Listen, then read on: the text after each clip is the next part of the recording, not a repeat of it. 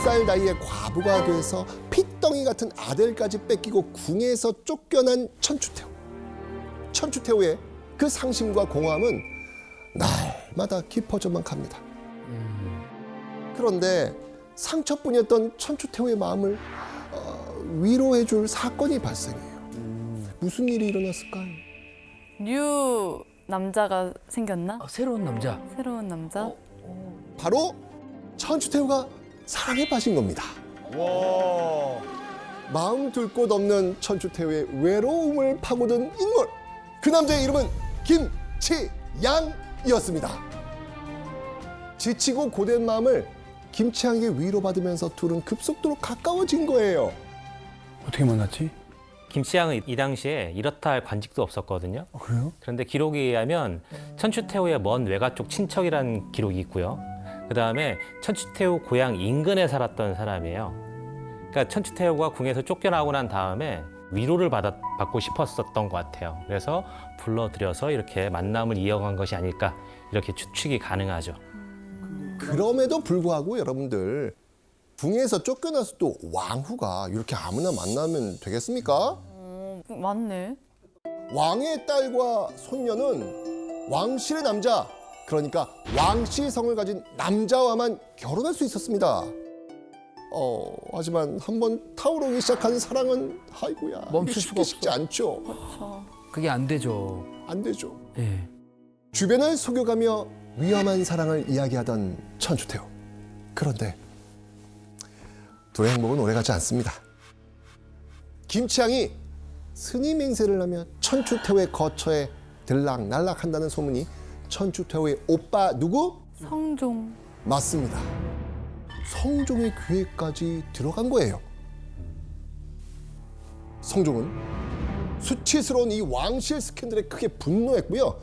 김치양의 볼기짝이 터지도록 이 곤장을 때리군요. 유배까지 보내버립니다.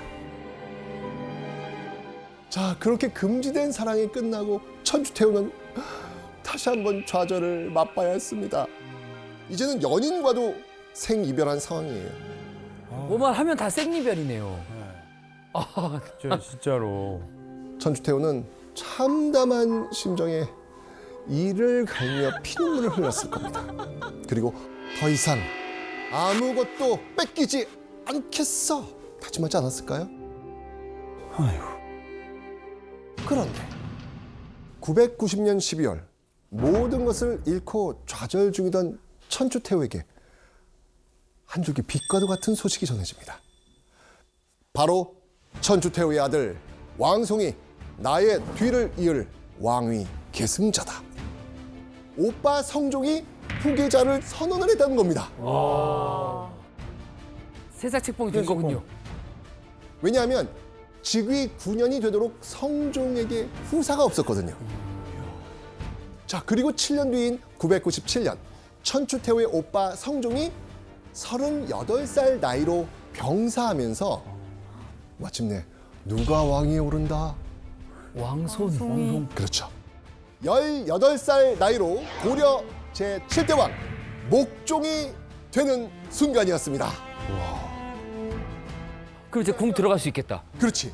자, 이 아들 목종이 즉위하면서 천추태후는 궁궐에서 쫓겨난 지 무려 16년 만에 다시 궁궐로 돌아올 수 있었습니다.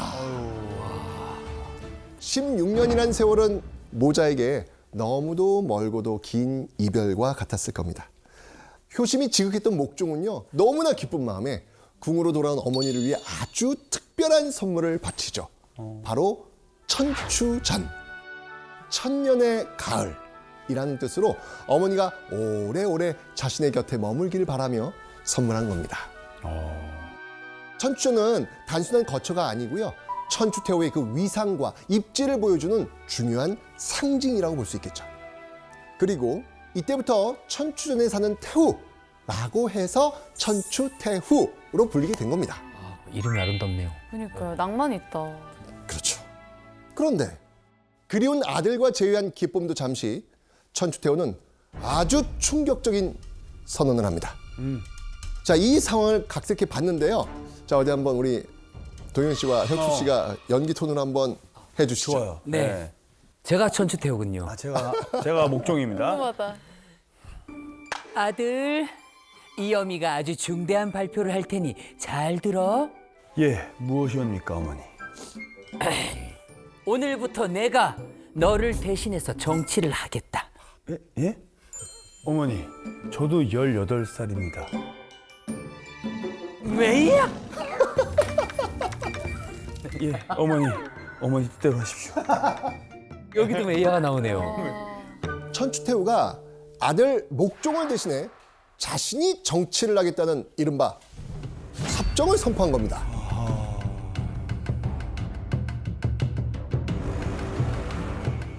그리고 이때부터 천추태후의 숨겨진 욕망이 꿈틀대기 시작합니다.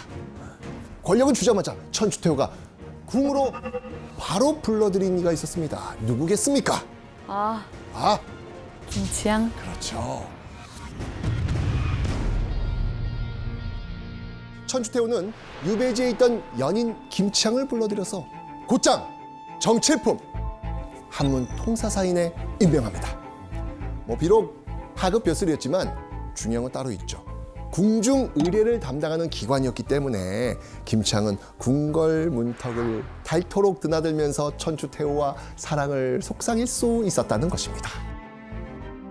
이제 고려는 천추태후와 김치향의 세상이었습니다. 김치향과 행복한 나날을 보내던 천추태후의 나이도 어느덧 40살에 접어들고 있었죠. 그런데 두려울 게 없어 보이던 천추태후에게 한 가지 깊은 고민이 생깁니다. 건강에 문제가 생겼나? 바로 천추태후의 아들 목종에게 후사가 없었거든요. 이 절대 권력의 왕좌가 다른 왕족에게 넘어간다면 천추태후와 김치향의 권력, 권세 역시 한순간에 와르르 무너지게 되는 겁니다. 그렇겠네요.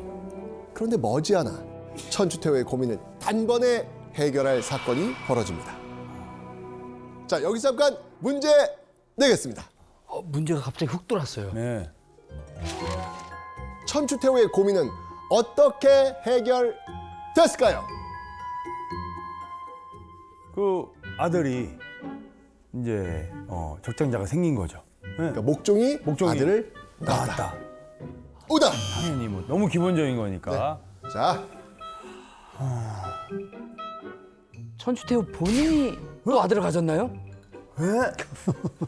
아이 나이에? 설마. 지금 왕의 남동생이 되는 거죠. 그렇죠. 에이. 혁수 씨 정답. 역사는 잘 모르시는데 퀴즈만 잘 맞추시는.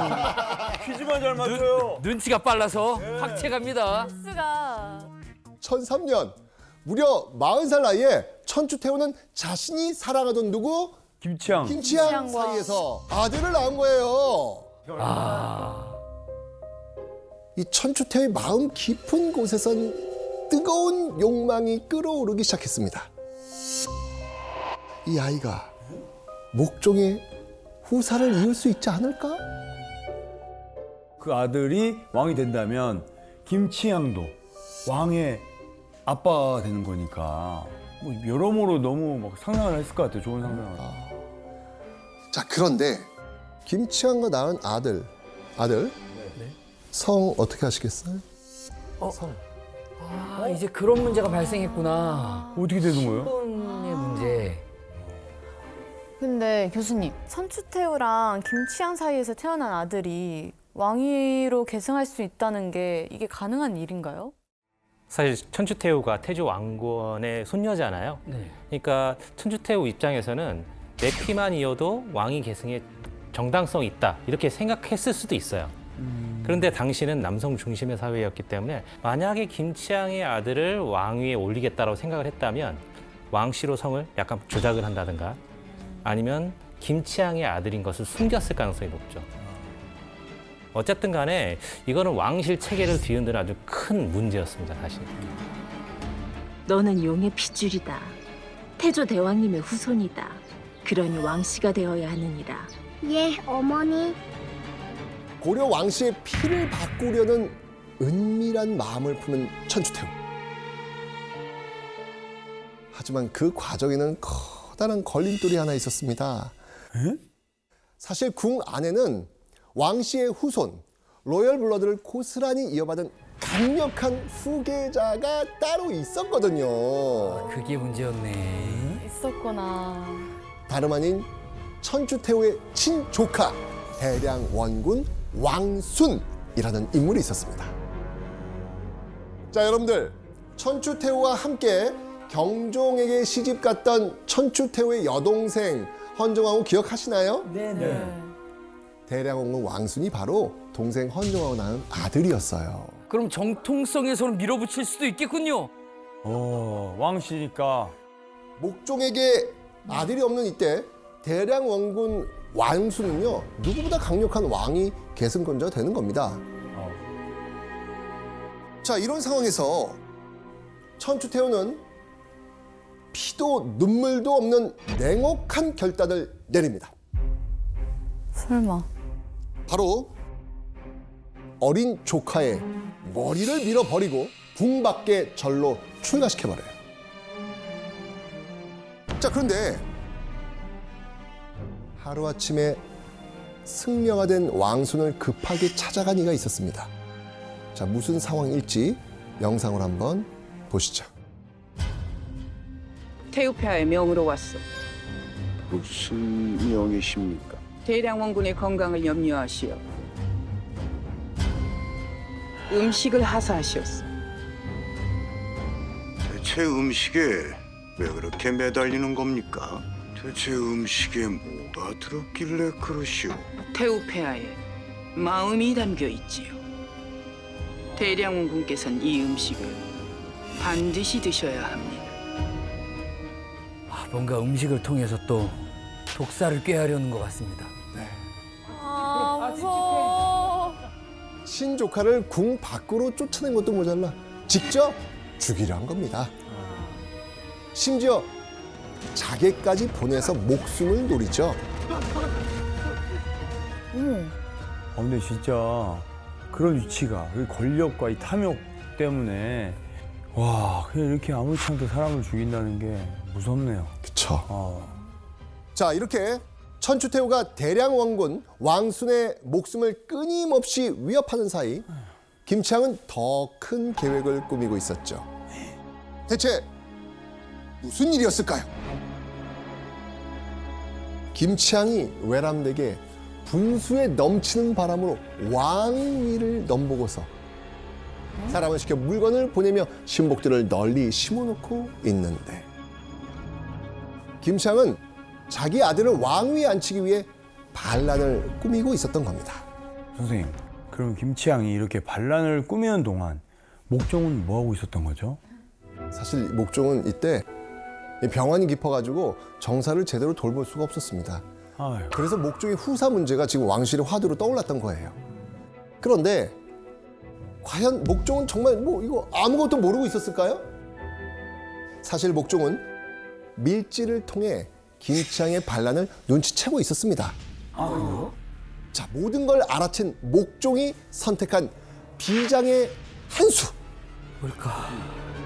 바로 천추태후가 그토록 없애려 했던 대량 원군 왕순에게 왕위를 넘기기로 결단한 겁니다.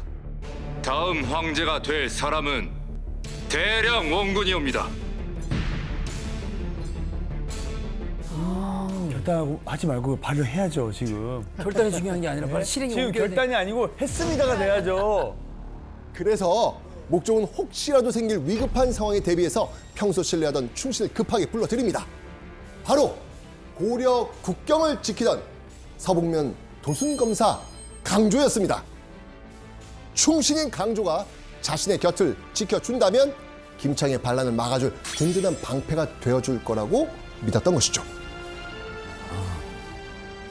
그런데 이 정세가 이게 순식간에 뒤바뀌면서 목종은 전혀 예기치 못한 상황으로 빠져듭니다. 무슨 일이었을까? 1009년 2월 3일 목종의 부름을 받아 무려 5천여 명의 군사를 이끌고 온 강조가 목종을 패배시킨 거예요. 예? 그리고는 천추태후의 조카 대량 원군 왕순을 바로 왕위에 올려버린 겁니다. 누가요? 강조가요? 강조가. 이 사건으로 즉위한 고려 왕의 이름은 고려 제8대 왕 현종입니다. 김도영 교수님, 강조는 왜 목종을 배신하고 왕순을 왜 왕으로 바로 올린 거예요? 사실 강조는 이때 목종이 이미 사망했다고 오해를 하고 있었어요. 그래서 김치향을 제거하고 국정을 다시 제자리로 돌리기 위해서 군사를 일으켰는데 오다 보니까는 목종이 아직 살아있다는 걸 알게 된 거예요. 그렇지만 이미 군사를 일으켜서 역모를 몰릴 수도 있다라는 생각을 하게 된 거죠. 그래서 그대로 군사를 이끌고 가서 목종을 폐위하고 현종을 옹립하게 되는 거죠.